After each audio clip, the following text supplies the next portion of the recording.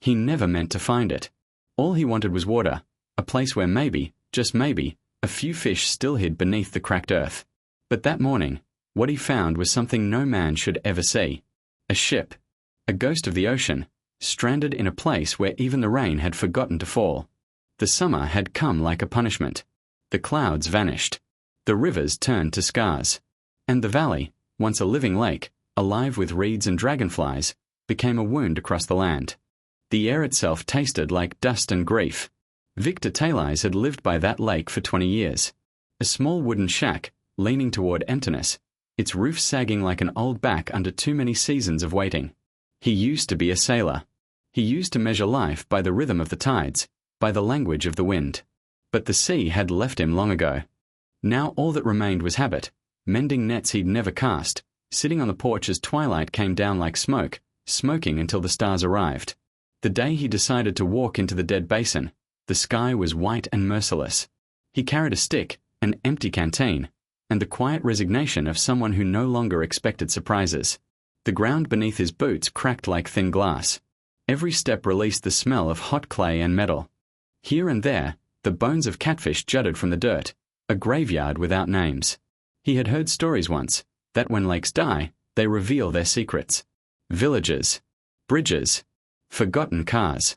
The past always leaves something behind. So he walked further than he should have, deeper into the hollow, drawn by something he couldn't name. The horizon shimmered. And then he saw it. At first, just a glint. A shimmer of light against the desolate plain, like a mirror left in the sun. He squinted. The thing was too smooth, too deliberate to be rock.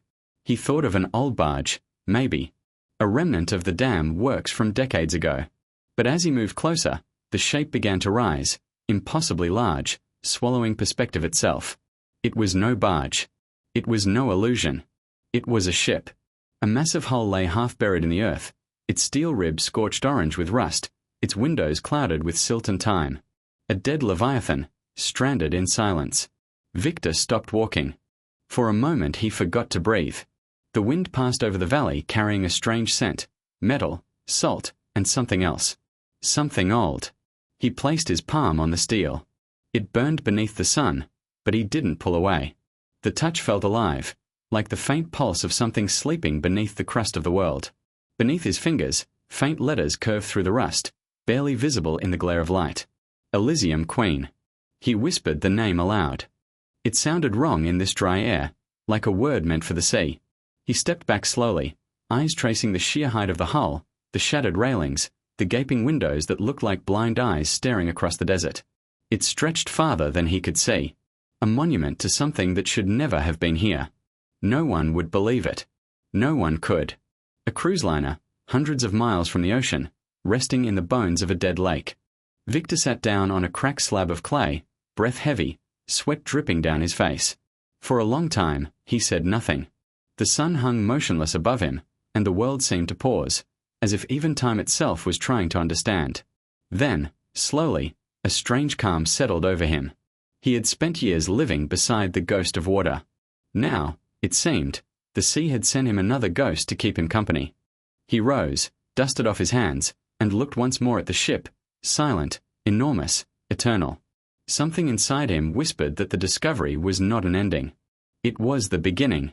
And though he couldn't explain why, Victor Taylors smiled. Because for the first time in years, he felt alive. That night, Victor didn't sleep. The image of the ship burned behind his eyelids, that vast steel body rising from the earth like a memory of the ocean itself. Each time he closed his eyes, he heard the echo of wind against the hull, as if the vessel were whispering something only he could hear. When dawn finally came, pale and tired, he was already dressed. Boots laced. Rope coiled over his shoulder. A flashlight tucked in his pocket. He wasn't sure what he planned to do, only that he had to go back. The walk down the slope felt different this time. Yesterday he had been a wanderer. Today, he was a man on a mission, pulled forward by an invisible tide. The air was thick with heat. The ground shimmered like glass. When he reached the base of the valley, the Elysium Queen stood before him, an impossible cathedral of steel and silence. The letters on her side glinted faintly in the morning light, half hidden under dirt and time. Victor touched the hull again. It no longer felt hot, only heavy, ancient, and real. Near the stern, a slope of clay had crumbled away, revealing a narrow stairway leading upward toward a deck. The metal steps were warped, but still intact. He hesitated. The silence around him was absolute. No birds, no wind, only the faint hum of his own breath. For a moment, he thought he heard something, a low groan from deep within the ship, like the sigh of a creature stirring in its sleep. He gripped the railing, heart hammering, and began to climb. The deck stretched before him like the surface of another world. Dust lay thick across every board, soft as ash. Weeds had grown through cracks, swaying gently in the still air. Everywhere he looked, decay. Railings eaten by rust, deck chairs collapsed into skeletons, fragments of shattered glass crunching under his boots. But there was beauty too. The kind that comes when time stops fighting back and begins to dream. Golden light spilled across the ruined floor. Shadows painted the outlines of things that no longer existed. He walked toward what had once been a lounge, or maybe a dining hall.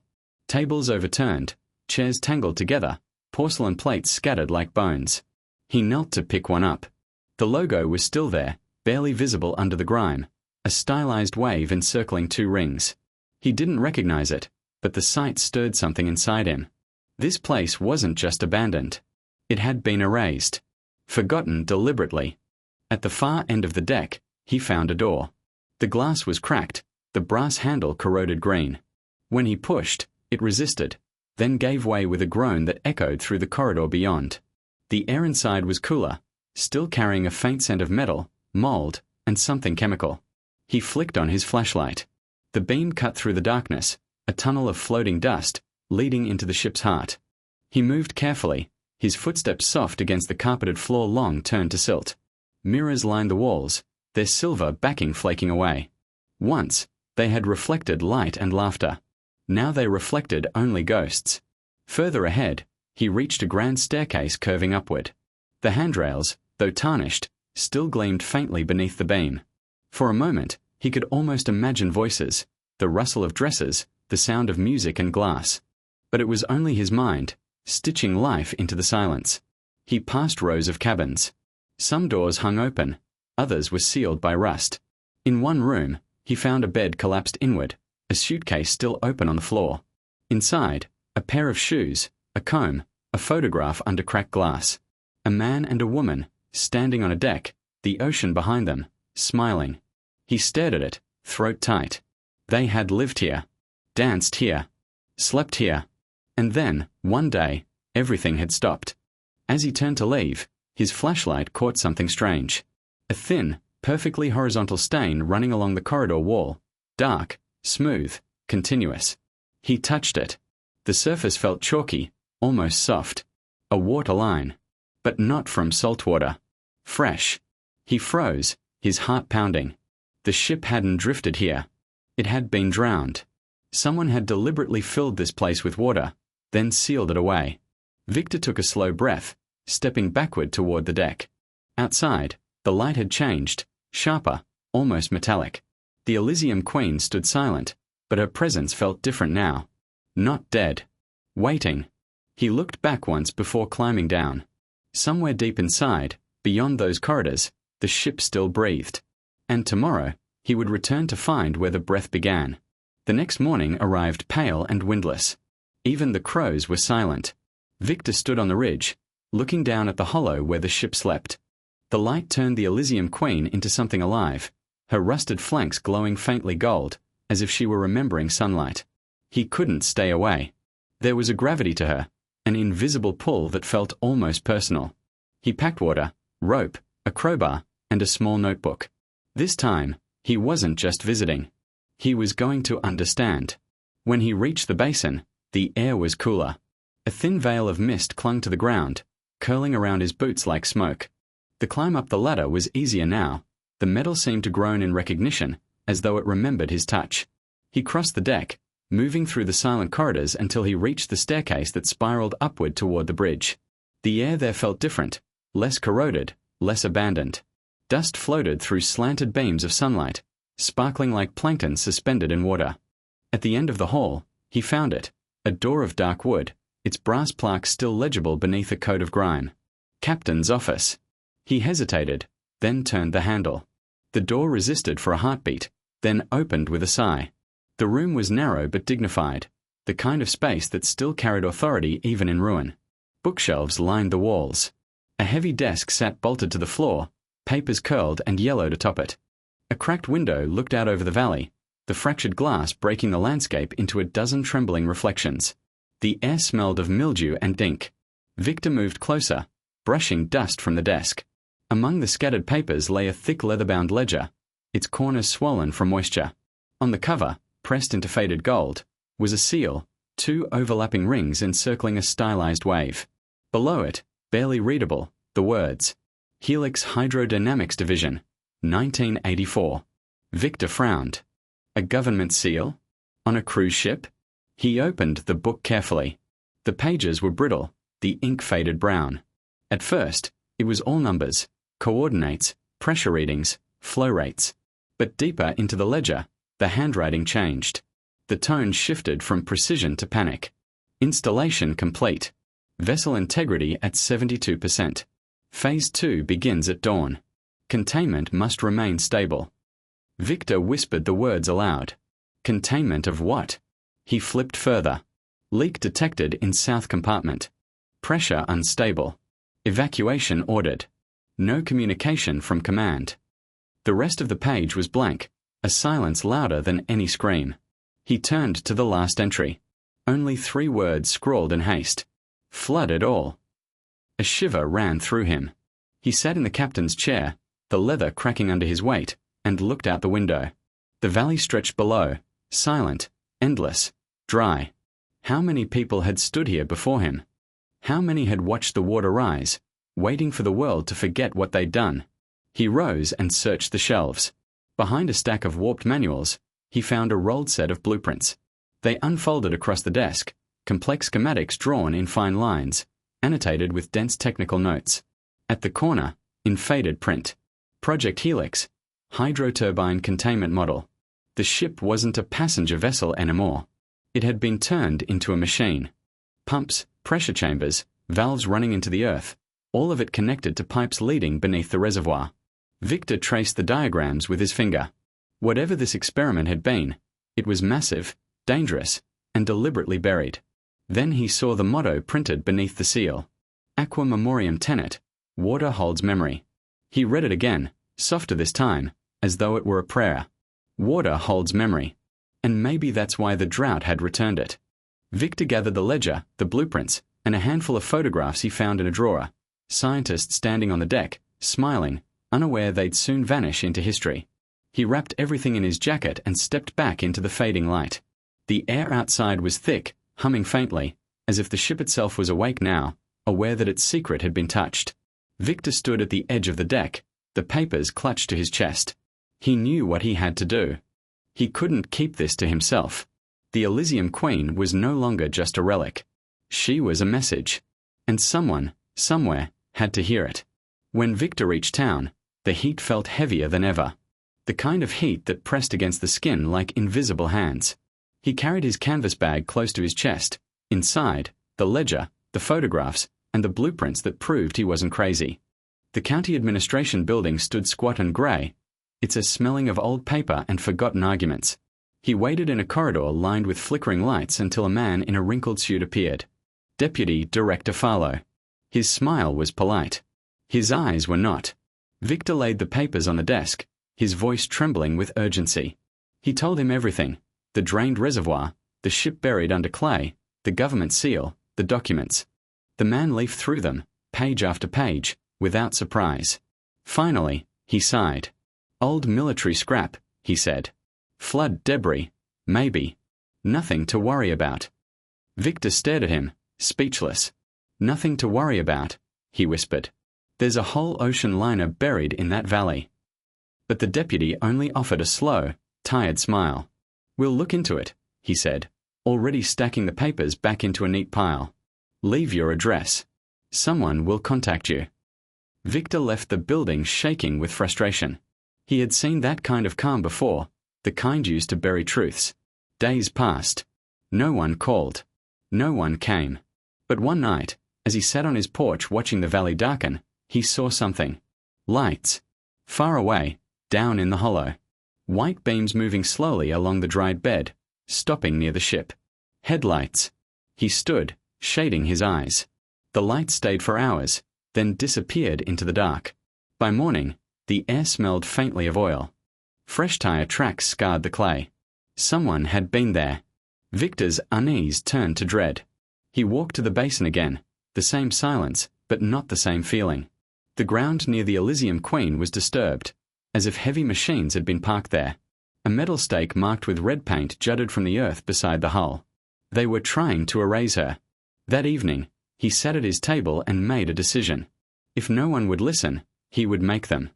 He gathered the documents, copied every photograph, and began to write. The letter was long but simple. He described what he had found, the ship, the markings, the documents with official seals. He ended it with one line. If this story disappears, it will not be the Earth that buries it this time. He sent the package to the Northern Chronicle, a regional newspaper known for publishing what others were afraid to print. 3 days later, the silence broke. The headline was small at first. Fisherman discovers lost ocean liner in dried reservoir. Within hours, it spread. By nightfall, the internet was flooded with photos, the rusted hull, the dried valley, the name Elysium Queen glowing under the sun. They called it the ship in the desert. News vans came. Helicopters hovered. The valley turned into a stage. Victor watched from the ridge, stunned. Hundreds of people moved across the clay, their flashlights flickering like stars. Scientists, reporters, tourists, everyone wanted a piece of the miracle. For the first time, the Elysium Queen was alive again. But triumph turned quickly to unease.